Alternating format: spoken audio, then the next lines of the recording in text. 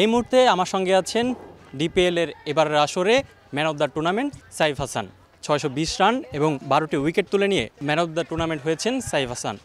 সরাসরি কথা বলবো তার সাথে। সাইফ ভাই, আসরটা কতটা উৎফুল্ল করছে আপনার? আলহামদুলিল্লাহ, অনেক বড় একটা অ্যাচিভমেন্ট। যদিও টিম ওয়াইজ যদি আর একটু আমরা ভালো খেলতে পারতাম আর একটু ভালো লাগতো। সামনে যে গ্যাপটা আছে চেষ্টা করবো এই টুর্নামেন্টে যে ল্যাকিংসগুলো আছে এগুলো নিয়ে কাজ করার ইনশাল্লাহ। এবার আসলে কিন্তু আমরা আপনার ব্যাটিং বোলিং দুই দিকে আমরা একটা ভালো একজন প্লেয়ারকে আমরা দেখলাম, অলরাউন্ডার সাইফ হাসানকে। সো এই জিনিসটা আসলে কিভাবে কাজ করলো যে আমি বোলিং ব্যাটিং দুই সেক্টরেই কাজ করব নিজেকে নিয়ে? না, এমনি ফার্স্ট প্রায়োরিটি ব্যাটিং। যখনই বোলিংটা পাই তখন এনজয় করি। আমার মনে হয় লাস্ট 2-3 বছর ধরে বোলিংটাও ভালো হচ্ছে। এখন চেষ্টা করবো স্কিল ওয়াইজ আর একটু ইমপ্রুভ করার।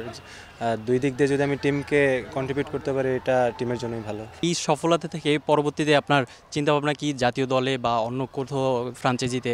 তেমন কোনো চিন্তা নেই, যেটা ল্যাকিংস আছে ওটা নিয়ে কাজ করব আর প্রসেস অনুযায়ী আগাবো।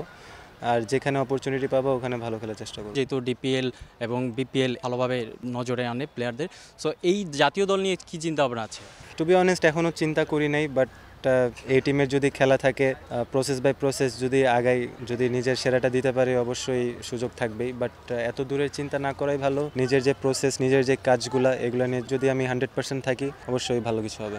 কথা বলছিলাম এবারের আসরে man of the tournament Saif হাসানের সঙ্গে। তিনি এখন জাতীয় দল নিয়ে না ভাবলেও নিজের ক্যারিয়ারটাকে সমৃদ্ধ করার জন্য সর্বোচ্চ চেষ্টা করে যাচ্ছেন বলে জানিয়েছেন।